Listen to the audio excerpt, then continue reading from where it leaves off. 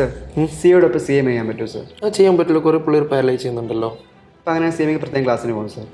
CA foundation ചെയ്യുന്ന ഒരു പിള്ളേർ, CA ഫൗണ്ടേഷൻ കംപ്ലീറ്റ് ചെയ്ത പിള്ളേരാണെന്നെങ്കിൽ പ്രത്യേകിച്ച് ക്ലാസ്സിലൊന്നും ഒരു ആവശ്യമില്ല. കാരണം CA ഫൗണ്ടേഷൻ അതേ തന്നെയാണ് നമ്മൾ CMA കാറ്റിലും കവർ ചെയ്യുന്നത്. അങ്ങനെ സെപ്പറേറ്റ് ക്ലാസ്സിലുള്ള ഒരു ആവശ്യമൊന്നുമില്ല.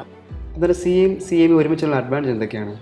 സിൻ്റെ ഒപ്പം CMA ചെയ്യുന്ന ഒരു മെയിൻ അഡ്വാൻറ്റേജ് എന്ന് വെച്ചാൽ ഈ CA ഫൗണ്ടേഷൻ വെച്ച് കമ്പയർ ചെയ്യുകയാണെങ്കിൽ CA ഫൗണ്ടേഷൻ മെയിൻ ഹെക്റ്റിക്കായിട്ട് ഫീൽ ആവുന്ന സബ്ജക്റ്റാണ് മാത്സ്.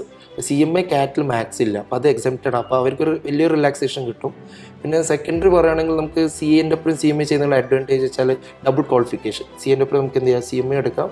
പിന്നെ പറഞ്ഞാൽ നമുക്കൊരു ബാക്കപ്പ് പ്ലാൻ എന്നുള്ള രീതിക്കും എടുക്കാം. CA നമുക്കറിയാലോ അത്രയും നല്ലൊരു കോഴ്സാണ്, അത്രയും പാസ് പേഴ്സണൊക്കെ കുറവാണ്. അപ്പോൾ നമുക്കൊരു ബാക്കപ്പ് പ്ലാൻ നമുക്ക് വേണമെങ്കിൽ എന്ത് കീപ്പ് ചെയ്യാം, CMA എന്നുള്ള രീതിക്കും ചെയ്യാം. അപ്പോൾ ഇതാണ് മെയിൻ അഡ്വാൻറ്റേജ് ആണ്. പിന്നെ കുറേ പേർക്ക് വരുന്നൊരു സംശയം എന്ന് വെച്ചാൽ അപ്പോൾ CMAക്കും CAക്ക് സെപ്പറേറ്റ് ക്ലാസ് പോകണമെന്നാണ്. ഒരിക്കലും വേണ്ട. നമ്മൾ CAൻ്റെ ക്ലാസ് കേട്ടാൽ തന്നെ നമുക്ക് എന്ത് ചെയ്യാൻ പറ്റും, CMAൻ്റെ എല്ലാ എക്സാമൊക്കെ നമുക്ക് എന്ത് ചെയ്യാൻ പറ്റും, ക്രാക്ക് ചെയ്യാൻ പറ്റും.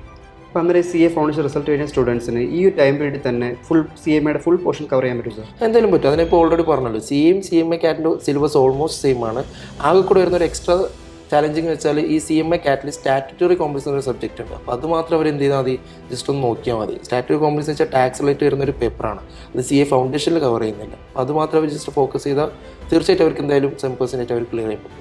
സർ അപ്പോൾ പുതിയ ടോപ്പിക്കിൻ്റെ ക്ലാസ് എങ്ങനെയാണ് കുട്ടികൾക്ക് കിട്ടുന്നത്? സ്റ്റാറ്റുറ്ററി കോംപ്ലക്സ് ആണ്. അപ്പോൾ നമ്മൾ AAA കോമേഴ്സ് അക്കാഡമി ഓൾറെഡി നമ്മൾ ആപ്പിൽ വരുന്നതിന് എക്സിസ്റ്റിംഗ് സ്റ്റുഡൻസിന് അവർ ഓൾറെഡി പ്രൊവൈഡ് ചെയ്യുന്നുണ്ട്. ഇനിയിപ്പം പുറത്ത് സ്റ്റുഡൻസിന് ആക്സസ് ചെയ്യണമെന്നുണ്ടെങ്കിൽ അവർക്ക് AAA ടീമായിട്ട് കോൺടാക്ട് ചെയ്താൽ മതി. പക്ഷേ ഒരു കാര്യമുണ്ട്, അവർക്ക് 31 ജാനുവരി മുമ്പായി രജിസ്റ്റർ ചെയ്താൽ മാത്രമാണ് അവർക്ക് എന്ത് ചെയ്യുക, ജൂണിൽ എക്സാം എഴുതാൻ പറ്റുക.